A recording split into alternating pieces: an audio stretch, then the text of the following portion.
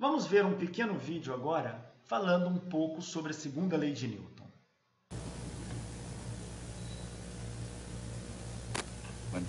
Ao se tentar descrever o mecanismo básico do mundo, uma questão natural é por onde começar. Isaac Newton começou com 3 princípios fundamentais, as chamadas leis de Newton. Com a incrível rapidez e elegância de um gênio libertado, ele explicou o movimento de quase tudo na superfície acima da superfície da Terra. Reduzidas às suas essências, as 3 leis de Newton consistem numa equação extremamente poderosa. Força igual massa vezes aceleração. Força vetorial em aceleração vetorial. Compreendendo essa equação, o que ela significa e como usá-la, é possível compreender o universo mecânico.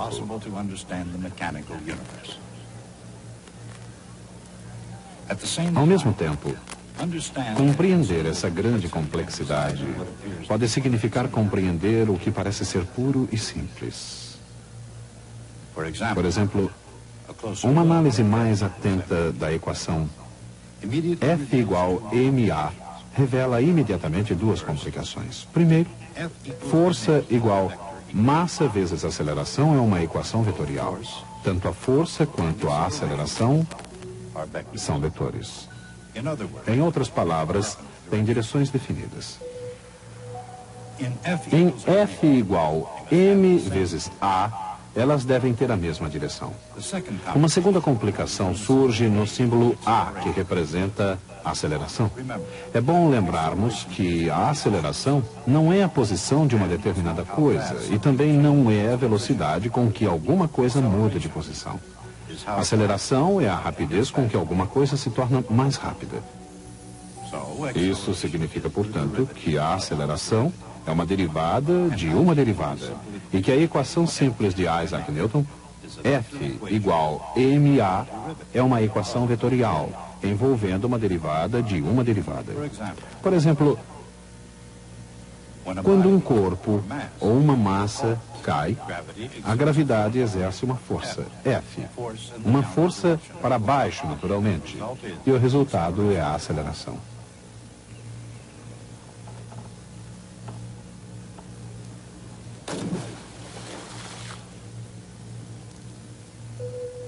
Assim temos F igual ma, aceleração e força na mesma direção. Complicado, no entanto, é bonito em sua simplicidade. Essa é a famosa equação. Mas, no caso de um corpo em queda, o que sabemos sobre a aceleração? Em primeiro lugar, ela é constante. Por outro lado, é a mesma para todos os corpos em queda. Mais ainda, ela é chamada G. A força da gravidade em todos os corpos em queda é igual à sua massa vezes a aceleração, G, para baixo. Mas essa equação também descreve movimento em outras direções, além da vertical para baixo. A gravidade exerce a mesma força sobre um corpo, não importa em que direção ele se movimente.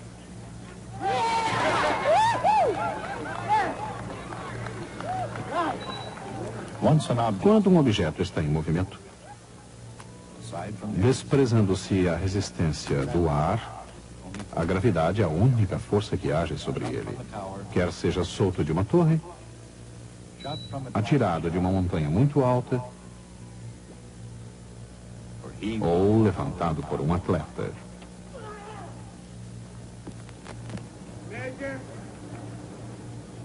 Todos os objetos em movimento caem sob a influência da gravidade. Uma equação que explica a trajetória de qualquer projétil na Terra é realmente muito poderosa.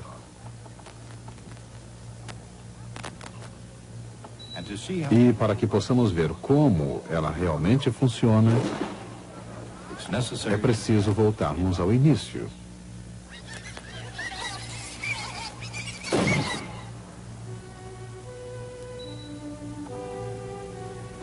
Com sua primeira lei, Newton adotou a ideia da inércia.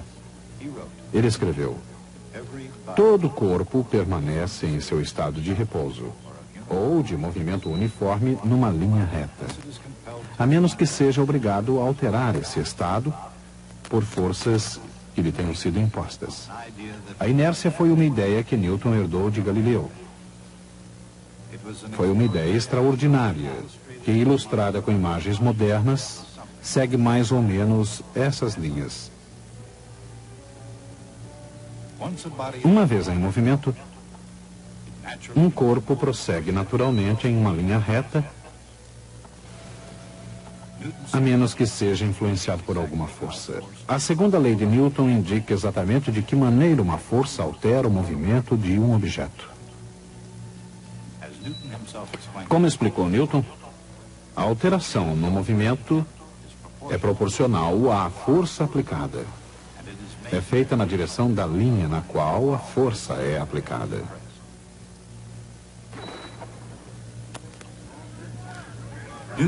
Newton usou a palavra movimento com o significado de quantidade de movimento, a velocidade de um corpo multiplicada por sua massa.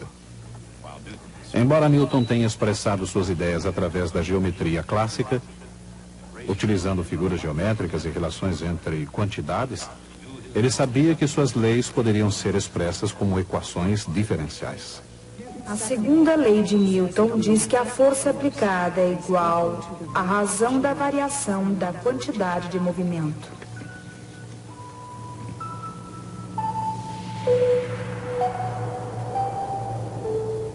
No caso de um corpo de massa constante, essa equação diferencial se reduz à força igual massa vezes aceleração, F igual ma.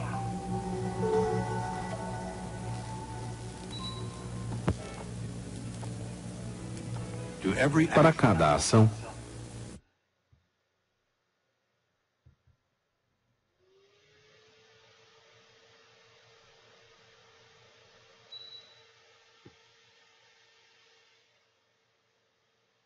no rumo de ambos. Muito antes de Newton, Galileu Galilei descreveu com perfeição o movimento balístico. Ele percebeu que os corpos podem cair verticalmente e se movimentar horizontalmente ao mesmo tempo. Do ponto de vista de Galileu, que abrangeu tudo, dos céus aos jardins celestes da Renascença, o movimento de um corpo tem duas componentes, independentes uma da outra. A extraordinária descoberta de Galileu é explicada pela extraordinária equação de Isaac Newton.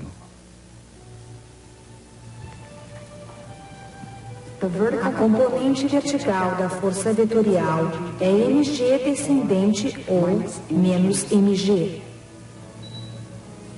Absolutamente nenhuma força age na direção horizontal.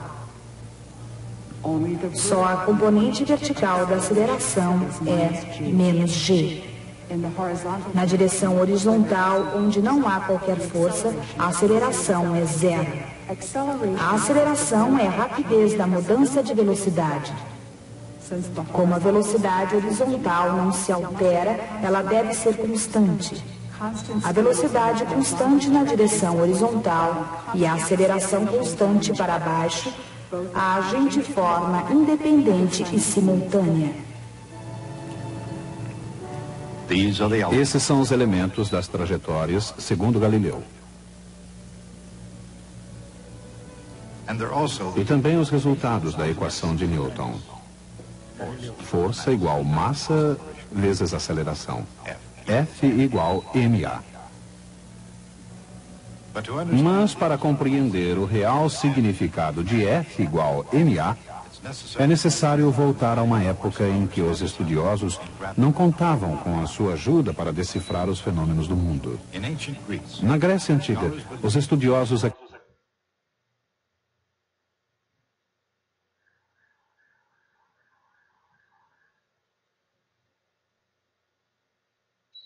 As leis de Newton também explicam como um corpo se movimenta. Combinando o seu cálculo com sua mecânica, o movimento de um objeto pode ser descrito perfeitamente. O movimento de um projétil tem uma aceleração igual a -g na direção vertical e uma velocidade constante na direção horizontal. Qual seria o significado dessa constante? A força por trás da propulsão desse objeto tem origem no impulso do tronco do atleta. Essa força dura apenas um momento e determina a velocidade inicial do arremesso. Quando o projétil deixa a mão do atleta, ele apresenta uma certa componente de velocidade na direção x, que é o valor constante da velocidade horizontal, uma velocidade que será mantida durante toda a sua trajetória até atingir o solo. No entanto, o componente vertical de velocidade se altera de um valor igual a -g. A derivada da velocidade vertical em relação ao tempo é -g, não zero.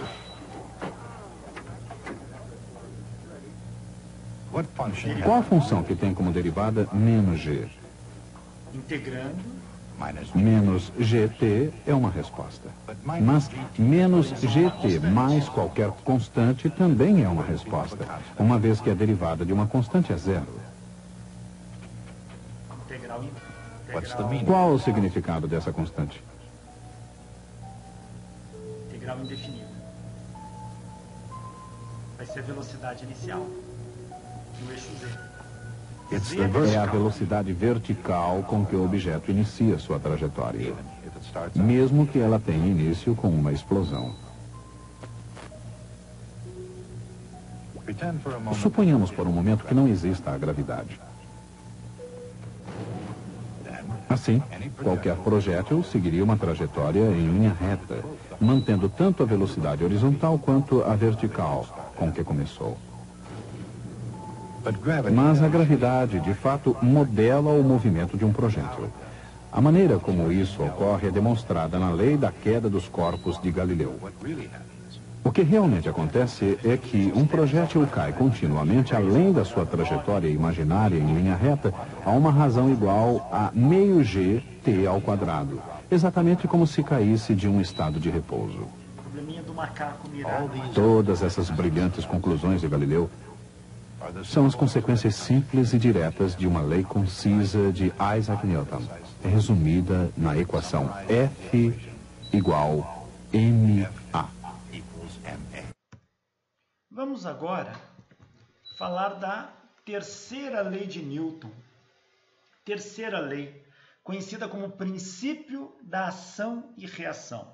Ele diz que para toda ação é uma força, existe uma reação, que também é uma força, de igual módulo, porém sentido oposto. Ou seja, quando você aplica uma força sobre um corpo, o corpo reage com uma força de mesmo módulo, porém sentido contrário ao que você aplicou.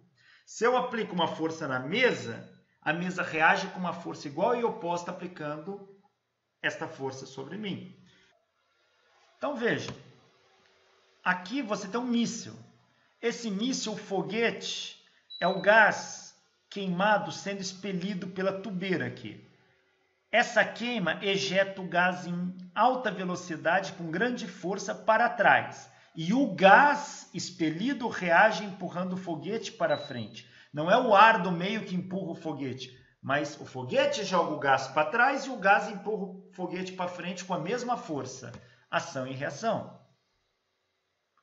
Quando esse homem aplica uma força F sobre o halter aplica uma força igual e oposta sobre a mão dele, que não é a força peso. Cuidado! Muitos, lá no colégio, as pessoas têm mania de colocar um corpo sobre um objeto, uma superfície, coloco aqui. Aqui tem normal e tem peso. Normal se iguala com o peso, se cancelam, ação e reação. Errado! O peso não é reação da força normal. Vamos pensar na força-peso. Quem que aplica a força-peso no corpo? É a Terra. Então, o corpo puxa a Terra para cima e a Terra puxa o corpo para baixo. Se a Terra puxa o corpo para baixo, essa é ação. A reação é o corpo puxar a Terra para cima, que ocorre lá no centro da Terra. A força peso é uma força de gravidade que vai de centro a centro. É uma força de centro a centro. Portanto, a reação da força peso está no centro da Terra, não é a normal, hein? Aqui, um paraquedista, ele tem o peso que puxa ele para baixo, e a reação do peso não é a força de resistência do ar. A reação do peso está no centro da Terra. Já sabemos que corpos em queda no vácuo caem com a mesma aceleração. Aqui temos os paraquedistas. É possível você estar em condições de imponderabilidade, ou seja, ter a sensação de ausência de peso, como quando se está numa nave espacial, por exemplo. Isso só acontece porque essa nave está em queda constante, como se você estivesse num elevador em queda. Então, a terceira lei de Newton, que é a lei da ação e reação, ela diz o seguinte: para toda força aplicada em algum objeto, existe sempre uma força de reação com o mesmo módulo, mesma direção, porém sentido oposto. Quando as pessoas aplicam força no carro, para o carro andar, o carro aplica uma força igual e oposta nas pessoas. E o senso comum fala, mas espera aí, isso não pode. Porque se eu empurro o carro para frente, o carro me empurra com uma força igualzinha para trás, essas forças sendo iguais e opostas, esses vetores se cancelam. Desse modo, o carro não sai do lugar. Falso. A força ação e reação para ação e reação está entre o carro e a pessoa. A pessoa aplica uma força no carro, o carro aplica uma força na pessoa para trás. Só que são forças agindo em corpos diferentes. A força que a pessoa aplicou no carro está no carro. A força que o carro aplicou na pessoa está na pessoa. Eu preciso isolar o corpo para saber quais são as forças que ele recebe. Se eu isolar o carro, você vai ver que só existe uma força agindo, que é a força que a pessoa aplicou no carro. Nesse contexto, não tem com que ela se cancelar. Par, ação e reação nunca se cancelam. Eu vou repetir. Par, ação e reação nunca se cancelam. Essa força verde age somente no carro. Então, se eu isolar o carro, não existe outra força cancelando. Só existe a força verde, que acelera o carro. A força vermelha só age nas pessoas. Elas são iguais e opostas, mas uma age em cada corpo. Então, par, ação e reação nunca se cancelam. Então, vejam, quando você aplica força num corpo, o corpo aplica força igualzinha em você. E os dois podem entrar em movimento. Você fala, mas eu empurrei o carro entrou em movimento ou não? Tá. Porque vai surgir uma outra força na jogada que vai equilibrar você, que é a força de atrito. Pense num cavalo puxando uma carroça. O cavalo puxa a carroça para frente com uma força F. E a carroça puxa o cavalo para trás com a mesma força F. Ação e reação. Você fala, nunca vão sair do lugar. Falso. A força com que o cavalo puxa a carroça para frente age sobre a carroça. A força que a carroça puxa o cavalo para trás age somente no cavalo. Então, como é que o cavalo consegue puxar a carroça? Porque o cavalo aplica força primeiro no chão com as patas. E o chão empurra o cavalo para frente. A força com que o chão vai empurrar o cavalo para frente tem que ser maior do que a força com que a carroça puxa o cavalo para trás. Senão, realmente, o cavalo não sai do lugar. Agora, como é que a carroça vai para frente? Porque o cavalo puxa a carroça para frente. Então, a força que o cavalo aplica na carroça só age na carroça. E a força de atrito com o solo é pequena por ter a roda. Então, a carroça se desloca. Se par, ação e reação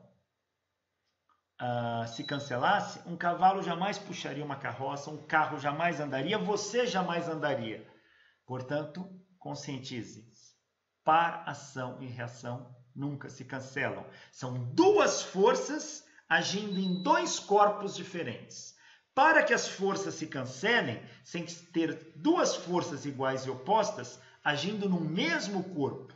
Se eu pego essa taça, aplico uma força aqui e outra aqui, iguais e opostas, elas se cancelam.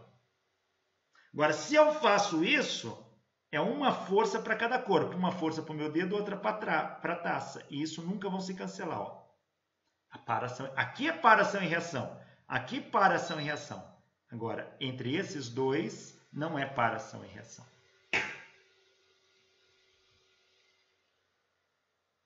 Vamos falar agora de uma outra categoria de forças muito complicada para se entender.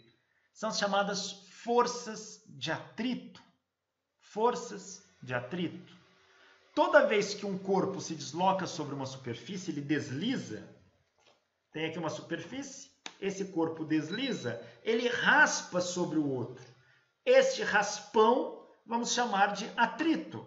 E o que é a força de atrito? É a força que esses corpos trocam devido à irregularidade da superfície. Veja que nessa figura eu tenho um bloco sobre uma superfície de cor azulada. Se eu der um zoom na interface bloco-superfície, eu vou ver que existe toda uma irregularidade. Quando eu empurro o bloco de cima, essas irregularidades se tocam e, por contato, trocam forças. Esta força chama-se força de atrito. É claro que quanto mais essas irregularidades se interpenetrarem, maior vai ser a força de atrito. E como é que uma tem que interpenetrar na outra? A força de contato entre eles tem que aumentar. E a força de contato do apoio com o corpo chama-se força normal. Em outras palavras, a força de atrito é diretamente proporcional à força normal. Quanto maior a normal, maior a força de atrito. Grandezas proporcionais eu posso igualá-las desde que surja uma constante. Então eu escrevo esta equação. Força de atrito é igual a uma constante μ vezes a normal. Essa constante μ é chamado coeficiente de atrito. E ele é adimensional, ele não tem unidade, ele é um número. Normalmente varia entre 0 e 1. 0 seria a ausência total de atrito, o que na natureza não existe. E 1, 100% de atrito. Então a força de atrito depende desta irregularidade da superfície. E ela é proporcional à normal. Imaginem este latão. Olha, esse latão em contato com a superfície, a interface mostra a irregularidade que vai causar o atrito. Existem duas forças verticais agindo aqui. A força peso, mg, que puxa o corpo para baixo. E a força normal, esta aqui, que é o que o apoio aplica no corpo para cima. Imagine que alguém puxa essa força, esse latão, com uma força F para a direita. Esse latão, quando você puxa, a priori ele não sai do lugar. Ainda mais se ele estiver muito cheio, pois quanto maior o contato, maior a normal, portanto maior a força de atrito. Se eu puxo esse latão com uma força F, imagine de 1 newton, e esse latão não sai do lugar, é porque existe uma força igual e oposta no mesmo corpo, portanto não é ação e reação. Uma força igual e oposta agindo no mesmo corpo, puxando para o lado oposto. Esta força é a força de atrito. Eu estou tentando puxar o corpo para cá e o atrito empurra para lá. Então a força F do lado direito é a força que eu aplico. A força Fs é a força de atrito. E esse corpo não sai do lugar. Imagina que a força F aplicada seja de 10 newtons e o corpo não sai do lugar. Se ele está parado, pela lei da inércia, a soma das forças tem que dar zero. Se a força para cá é de 10 newtons, para equilibrar no mesmo corpo, eu preciso de uma força contrária de 10 newtons. Então, essa força de atrito é de 10 newtons. Imagine que eu aumento a força F para 20 newtons e o latão ainda não se movimenta. Então, significa que a força de atrito também aumentou. Ou seja, ela aumenta conforme a força aplicada aumenta. E o corpo não sai do lugar, ela equilibra isso. Ela não deixa o corpo escorregar. Esta força de atrito que mantém o corpo equilibrado, sem ele escorregar, mantém ele parado, chama-se força de atrito estático. Força de atrito estático. Quer dizer, eu vou aumentando a força e o corpo não se movimenta. Ou seja, a força de atrito também aumenta. Aumenta até quando? Sempre? Não. Vai chegar uma hora que eu vou aumentar tanto a força F que a força de atrito estático não aumenta mais. Aí o corpo escorrega. Aí quando o corpo escorrega, não significa que a superfície ficou lisa. Ele vai escorregar chocando isso. Ó, chocando. Ele vai escorregar com atrito. Então passa a surgir um novo atrito. Esse atrito chama-se atrito cinético ou dinâmico, que está na segunda figura. Agora o corpo tem movimento, porém a força de atrito cinético. Essa força de atrito cinético não é igual à força de atrito estático. Força de atrito estático é aquela que mantém o corpo parado. Força de atrito cinético é quando eu arrasto o latão e ele vem vibrando. Quando você puxa uma cadeira. Quando eu arrasto esse copo sobre essa superfície. Ó, se eu aplico força aqui, ó, eu estou aplicando, o corpo não está movimentando. Estou aplicando de fato. Porque tem atrito estático, mas em dado momento ele escorrega. Ó. Quando ele escorrega, o atrito não acabou, mas não é mais o valor de antes. É atrito cinético. Então a gente tem duas categorias de força de atrito. Força de atrito estático e força de atrito cinético. As duas são escritas pela mesma equação. Força de atrito é igual ao coeficiente de atrito vezes a normal. Porém, o coeficiente de atrito é diferente no atrito estático e no atrito cinético. Veja essa figura. Este gráfico. Quando eu aplico uma força, essa é a força que eu aplico e essa é a força de atrito. Quando eu aplico, esta é a força que eu aplico, o eixo X é a força que eu aplico e o eixo Y é a força de atrito. Quando a força que eu aplico aumenta, a força de atrito estático também aumenta para manter o corpo estático, ou seja, parado. Então o gráfico vai ser linear. Se aqui minha força vale 1 newton, aqui vale 1 newton. Então se a minha força vale 10 newtons, aqui vale 10 newtons. Por exemplo, se aqui a minha força vale aqui 1 newton, ou 10 newtons, a força aqui correspondente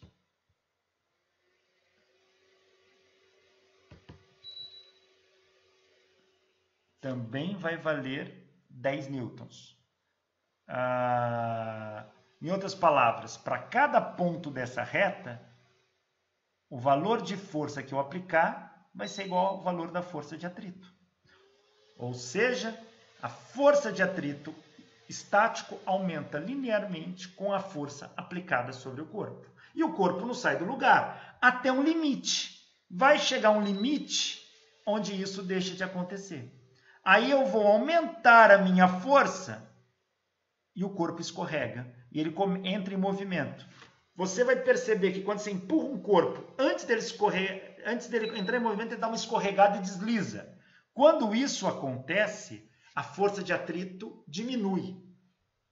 Em outras palavras, a força de atrito cinético ela é menor que a maior força de atrito estático alcançada, a força de atrito estático máxima.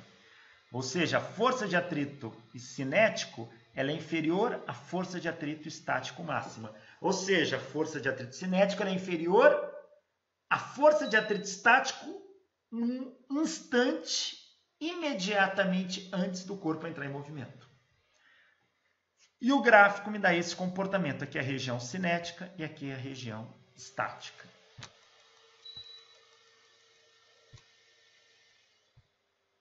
Aqui temos alguns coeficientes de atrito conhecidos, medidos.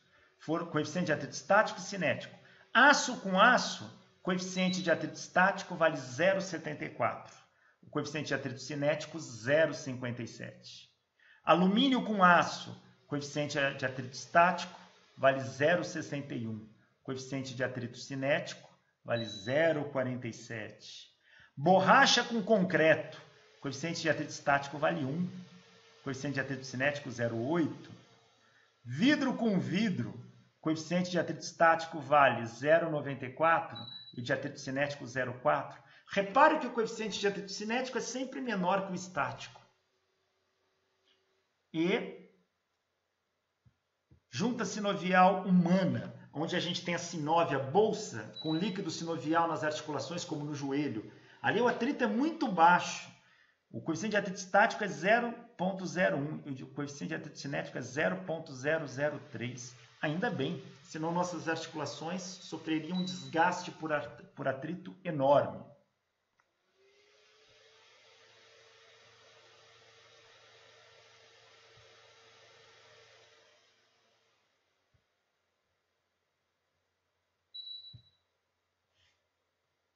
Aqui nós temos peso normal, peso normal tensora e força de atrito estático. Peso normal tensora, força de atrito estático, peso normal tensor, o corpo tem velocidade, então ele tem uma força de atrito cinética. Aqui o gráfico que nós mostramos anteriormente, com movimento relativo e sem movimento relativo. Ou seja, as superfícies começam a deslizar entre si e a força de atrito diminui até o valor da força de atrito cinético. A força de atrito cinético varia ligeiramente à medida que se formam e se quebram algumas ligações entre moléculas. Isso é algo interessante. Por quê? Há uma interação molecular. Se a gente pensar força de atrito, ela na sua natureza, ela é eletrostática. Vamos analisar alguns conceitos interessantes aqui de força e movimento. Olha só, que um laboratóriozinho virtual. Eu tenho um corpo, onde eu quero ver a força que age nesse corpo, a soma das forças que agem nesse corpo. O corpo está parado, pela lei da inércia, a soma das forças tem que dar zero. Eu quero ver os valores disso, a massa envolvida, esse corpo tem massa de 50 kg, as velocidades envolvidas e as acelerações. Eu vou colocar um atrito aqui, olha, um coeficiente de atrito. E eu vou aplicar uma força sobre esse corpo. Uma força agindo deve causar uma aceleração que vai aparecer aqui e a velocidade que ele adquire aqui. Ele tem um atrito, então ele não continua deslizando para sempre. Olha, quando eu aplico uma força está aqui, ó, 68 newtons. O corpo não saiu do lugar. Significa que a força de atrito estático é igual à força de atrito, é igual à força aplicada. Então, a força de atrito estático é 68 newtons e a força aplicada é 68 newtons. Foi para 96 newtons, o corpo não saiu do lugar. Então, a força de atrito estático também vale 96 newtons. 100 newtons, o corpo não saiu do lugar. Então, as forças de atrito estático a força de atrito estático é igual à força aplicada. Opa, agora o corpo começou a se movimentar com uma força de 60 newtons. Repara que a força que eu aplico é de 189 newtons. E a força de atrito agora cinética é 129. A resultante é 189 menos 129, que dá uns 60 newtons. Se eu aumento mais a minha força, eu acelero mais e mais. Parei de aplicar, o corpo vai parar, ele está freando. A força de atrito é a única que age no corpo freando. Olha que ela atua contrária ao sentido do movimento relativo nesse caso. Eu posso aumentar a força de atrito aumentando a normal. Coloco uma geladeira aqui em cima. Agora eu tenho 250 kg atuando sobre essa superfície. Portanto, eu vou ter uma normal aqui agindo nisso. Agora a força de atrito fica maior. O corpo está com 321 newtons de força, ele ainda não entrou em movimento. Não sei nem se vai entrar.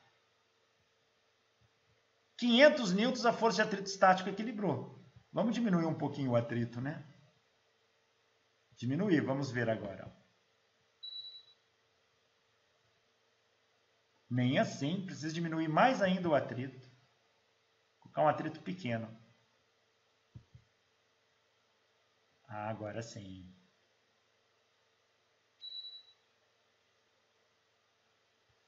E isso aqui nos permite fazer uma brincadeira, uma análise da questão das forças agindo no sistema, lembrando que o atrito se deve a raspar um corpo sobre o outro. Toda vez que você atrita um corpo sobre o outro, ele esquenta.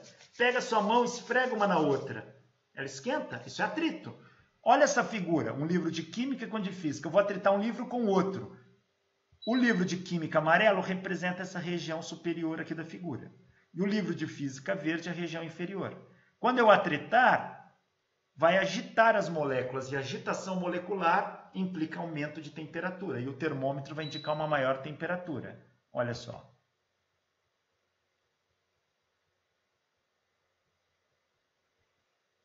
Isso é atrito. Quando você raspa um corpo sobre uma superfície, parte daquela energia é utilizada e vai ser dissipada na forma de calor.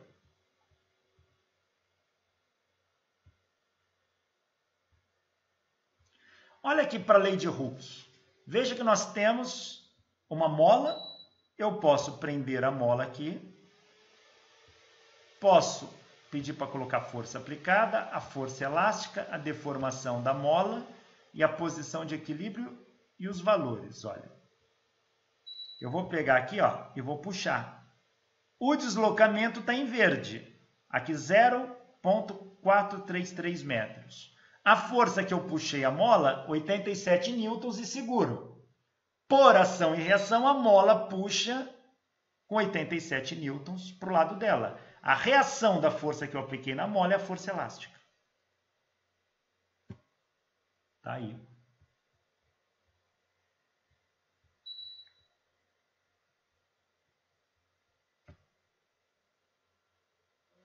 Nós temos também aqui que dá para brincar um cabo de guerra, olha. Você pode colocar esse indivíduo aqui, tem uma força para a direita, e colocar o indivíduo com uma força menor para cá. É fato que quem vai ganhar o cabo de guerra é para o lado direito, só ver a soma das forças. A resultante vai dar para a direita. Colocar valores. Olha aí.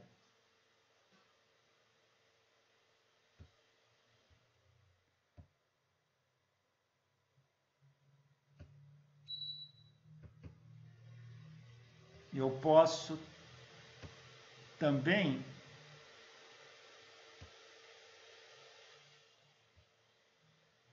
analisar atrito. Veja, aí você já vê.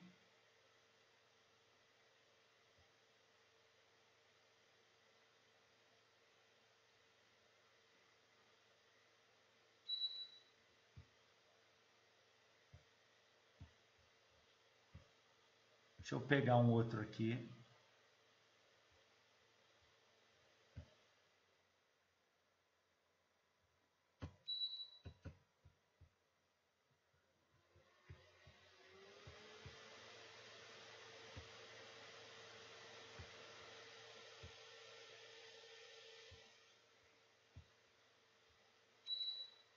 Esse já foi.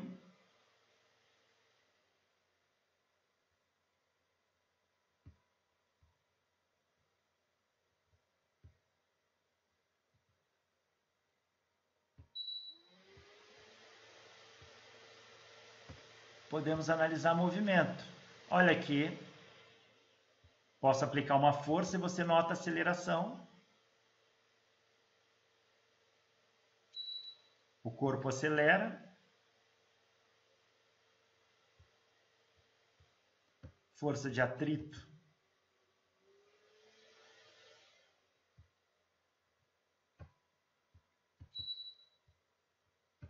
Podemos acelerar, olha. Você vai ver pelo movimento do balde ali, ó. Deixa eu tirar o atrito aqui bastante.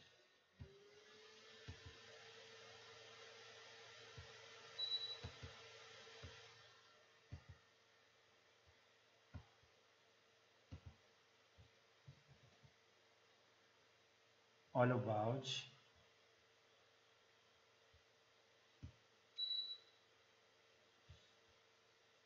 E aqui nós também temos esse sisteminha, olha. Um cachorrinho, força normal e força peso, agindo. Vamos limpar todos os dados. Eu vou aplicar uma força nesse cachorrinho e fazer ele subir rampa acima. E veja o gráfico disso, olha lá. Ó. Força A é força aplicada.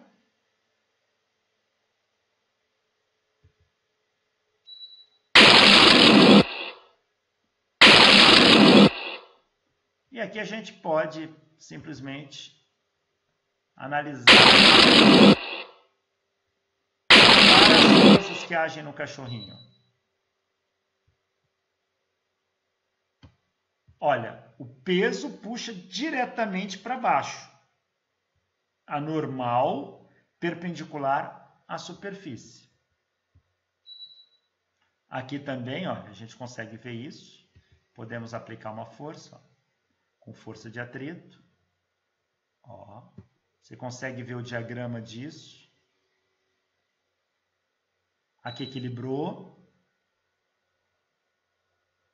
Opa.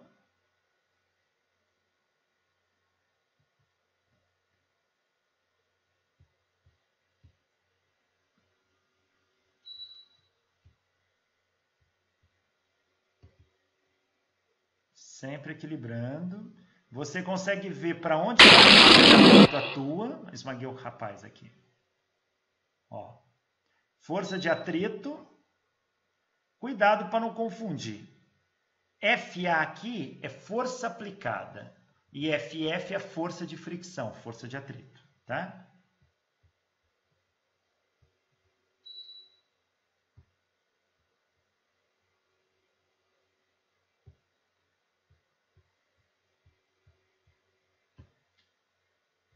Aqui também posso força aplicada, força de atrito e força resultante. Eu posso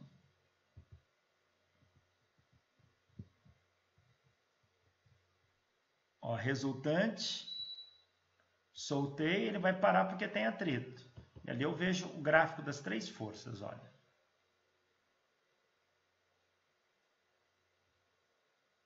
Vixe, sei lá para onde que ele foi embora.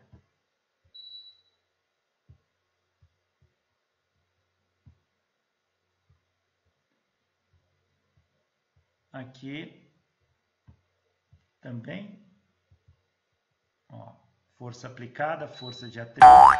E aqui, no canto superior esquerdo, você pode ver o diagrama das forças.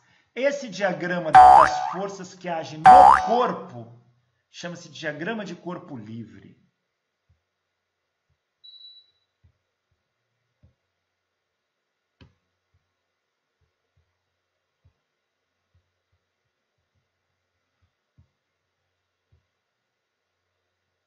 Isso aqui nós já vimos.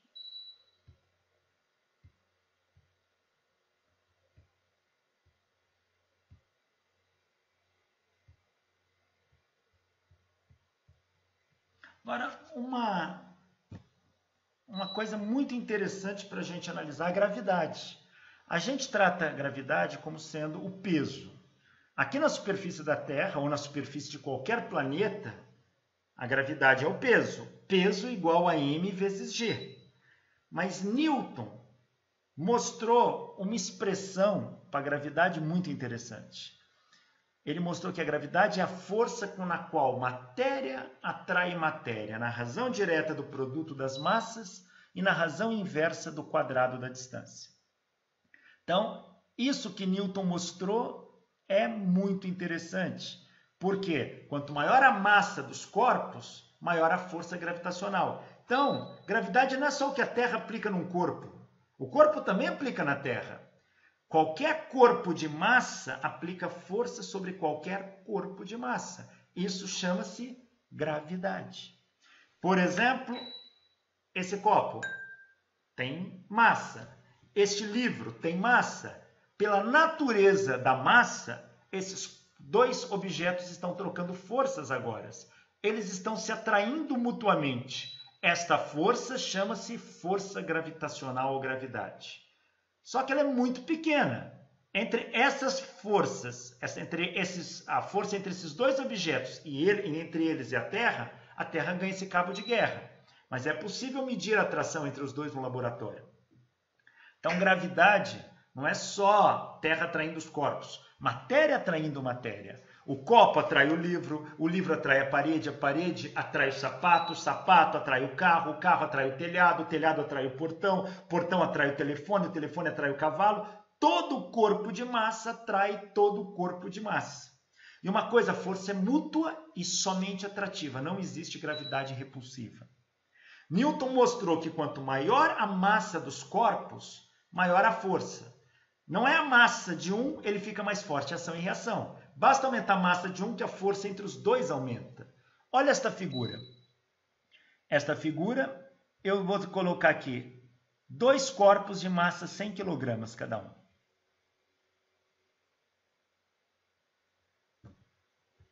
Deixa eu ajustar aqui. Os 2 corpos têm massa 100 kg cada um. Newton mostrou que se você aumentar a massa de um deles, a força aumenta para os dois. E ela é a mesma, e é só atrativa. Veja, neste caso aqui, a força gravitacional para corpos de 100 kg, eu vou colocar uma distância fixa. Vou colocar esse objeto aqui no 0 e esse objeto aqui no 5. Está aqui. A força da gravidade que age sobre o corpo M2, que é este aqui, vale isso. Mas veja que ela é igualzinha que age no corpo M1. Olha o vetorzinho aqui. Se eu aumentar a massa de um deles, a gravidade aumenta para os dois. Olha isso. Vou aumentar a massa do M2.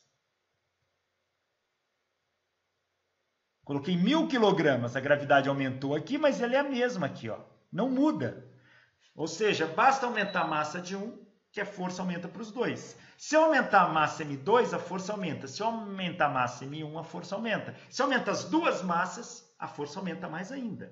Então, a força gravitacional ela é diretamente proporcional ao produto das massas dos corpos. Só que Newton mostrou também que ela varia com o inverso do quadrado da distância. Se a distância aumenta, a força diminui. Se a distância diminui, a força aumenta. Olha, eu vou diminuir a distância. Olha como a força aumenta. Então, aqui a força está muito atrativa. Se eu afasto, a força diminui muito. Então, a gravidade tem essa propriedade. A gravidade, ela é uma força que é proporcional ao produto das massas e inversamente proporcional ao quadrado da distância. Newton mostrou para a gente que a força da gravidade é dada por essa expressão. G, que multiplica a massa do primeiro corpo, vezes a massa do segundo corpo, dividido pela distância entre os corpos ao quadrado. E G é uma constante, considerada constante universal, ou seja, ela vale em todo o universo. E ela é medida neste valor. G vale 6,67 vezes 10 a menos 11 Newton vezes metro quadrado por quilograma ao quadrado. Não foi Newton que mediu essa constante, foi um físico chamado Cavendish. Então, aí aquela pergunta, na Lua tem gravidade? Claro que tem gravidade, a Lua é um corpo de massa. A gravidade só é menor que aqui porque ela tem uma massa menor. Um astronauta na Lua cai no chão do mesmo jeito que um astronauta na Terra cai também no chão. Só que ele é acelerado com uma aceleração menor. A aceleração da gravidade na Terra é 9,81 metros por segundo ao quadrado.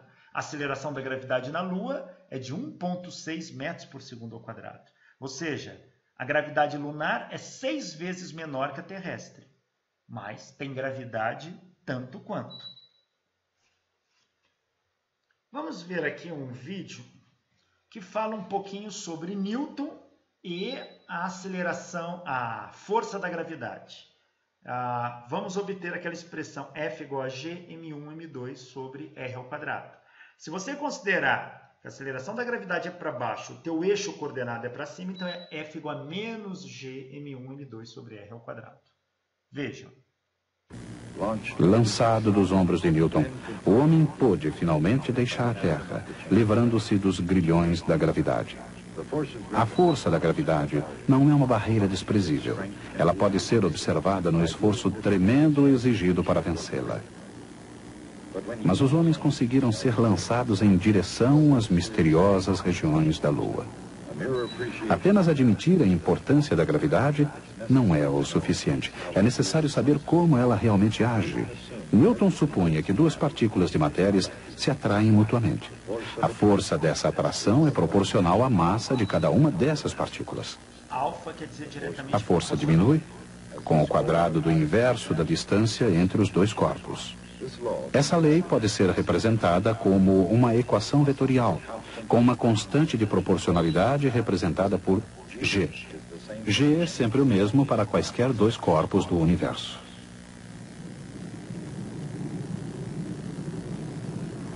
I told Michael you guys are up there, and he said, "Who's driving?" That's a good question. I think Isaac Newton's doing most of the driving right now. Como a força de gravidade da Lua é menor do que a da Terra, na Lua tudo pesa menos do que pesaria aqui. As coisas caem mais lentamente. Quase não há atmosfera na Lua. E todos os corpos, até mesmo um martelo e uma pena, caem com a mesma aceleração. Por quê? Lei de Newton. Ela diz que existe uma força entre quaisquer dois corpos materiais em qualquer lugar do universo. Portanto, toda partícula material do astronauta é atraída por toda partícula material da Lua. Qual o efeito global dessas forças agindo juntas? Cada corpo atrai o outro, como se toda a sua massa estivesse concentrada no seu centro de massa.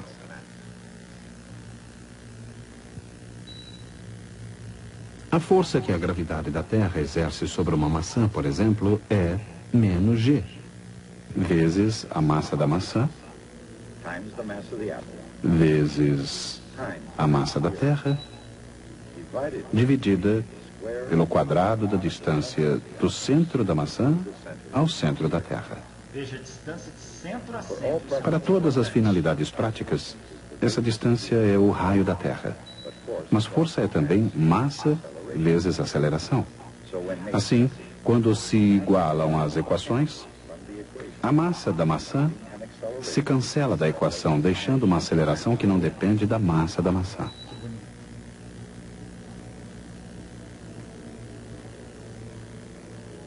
A gravidade tem o mesmo efeito sobre qualquer objeto próximo à superfície da Terra. Meio século antes de Newton, Galileu descobriu que todos os corpos caem com a mesma aceleração constante. Com sua lei de gravidade, Isaac Newton explicou esse estranho fenômeno. A aceleração de qualquer corpo em queda sobre a Terra é G. Ela é igual à constante de gravitação universal, G, vezes a massa da Terra, dividida pelo quadrado do raio da Terra.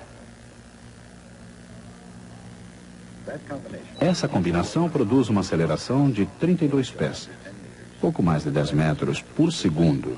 Por segundo. Na Lua, também age a mesma força, mas a aceleração é diferente. Ela ainda depende da constante de gravitação universal. Mas agora, a massa é a da Lua e a distância é o raio da Lua.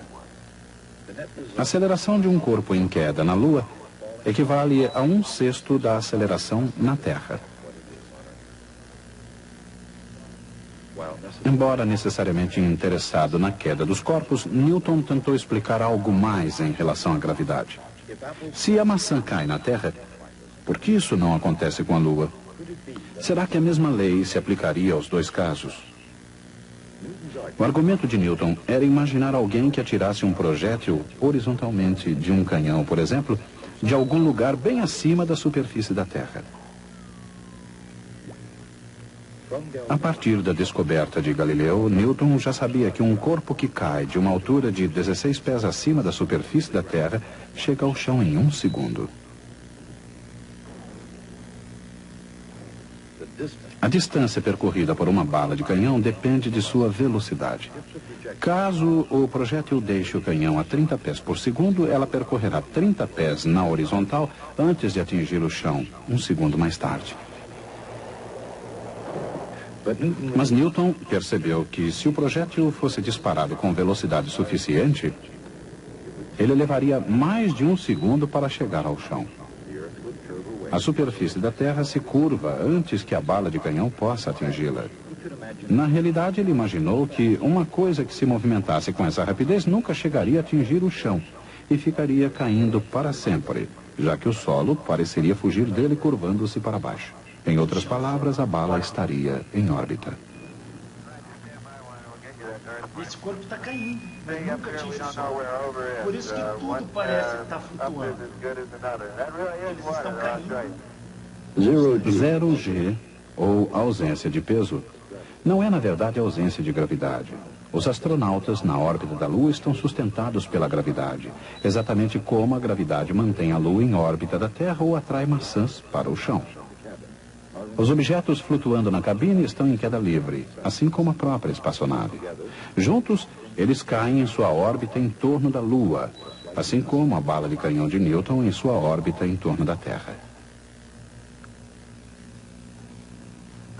Isaac Newton sabia que a Lua, assim como a bala de canhão, continua caindo e caindo para sempre, jamais atingindo a Terra. A Lua cai em direção à Terra, com uma aceleração de G vezes a massa da Terra. Isso dividido pelo quadrado de sua distância até o centro da Terra. Agora a distância Terra-Lua. Quer saber quanto que a Lua cai sobre a Terra? A fórmula é a mesma usada para a maçã ou qualquer outro corpo da Terra, com a diferença de que a distância não é o raio da Terra. Neste caso, a distância é muito maior, da Terra à Lua. A aceleração da queda da Lua é menor do que a aceleração da queda da maçã. É igual ao raio da Terra, dividido pela distância até a Lua ao quadrado. Esta razão é um número bastante pequeno. Matemáticos gregos calcularam a distância à Lua como 60 vezes o raio da Terra.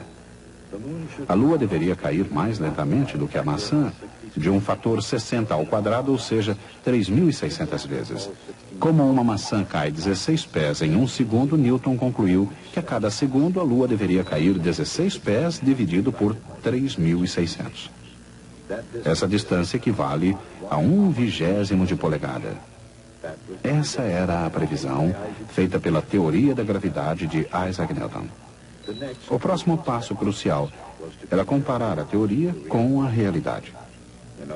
Em outras palavras, a questão enfrentada por Newton era a de determinar que distância a Lua realmente cai por segundo.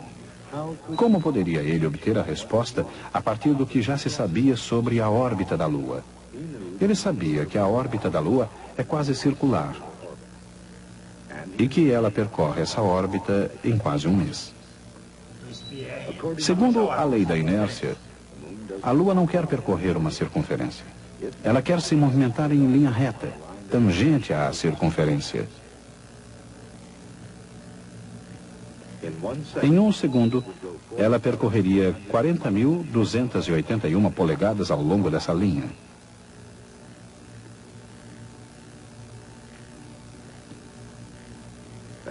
Seguindo a circunferência, a Lua está, na verdade, caindo. Vamos dizer que ela está se afastando da linha reta em direção ao centro da Terra. Essa é a distância que a Lua cai em um segundo. Segundo o teorema de Pitágoras, Rm ao quadrado mais D ao quadrado é igual à soma de Rm e Sm ao quadrado. Assim, D ao quadrado é igual a 2Rm mais Sm ao quadrado, uma quantidade tão pequena que podemos ignorar. Considerando o tamanho de Rm e D, Sm é 1/20 de polegada. Bom, diante do exposto, ficam aqui as 3 leis de Newton. Primeiro, lei da inércia, que vem de Galileu. Todo e qualquer corpo livre da ação de forças, ou quando houver forças agindo sobre o corpo, mas a força resultante for nula, o corpo só pode estar em duas situações. Ou ele está em repouso, ou em movimento retilíneo uniforme, sendo a recíproca verdadeira. Segundo a lei de Newton, a soma de todas as forças que agem sobre um corpo é igual ao produto da massa pela aceleração. Lembrando que, no caso da força peso, peso é igual a massa vezes a aceleração da gravidade, P igual a mg. Terceira lei de Newton. Para toda ação que é uma força, existe uma reação de igual valor e sentido oposto. Então, quando você levar um soco na cara, não fique triste que você deu uma carada na mão do indivíduo com a mesma força. Isso é ação e reação. Além disso, Newton também desenvolveu uma lei da gravitação, que, indo muito além do peso, ele mostra como dois corpos de massa podem se atrair no universo, onde a lei da gravitação universal diz que, dado um corpo de massa m1 e um corpo de massa m2, separados por uma distância r entre eles, a força gravitacional atrativa entre esses corpos é proporcional ao produto das massas e inversamente proporcional ao quadrado da distância.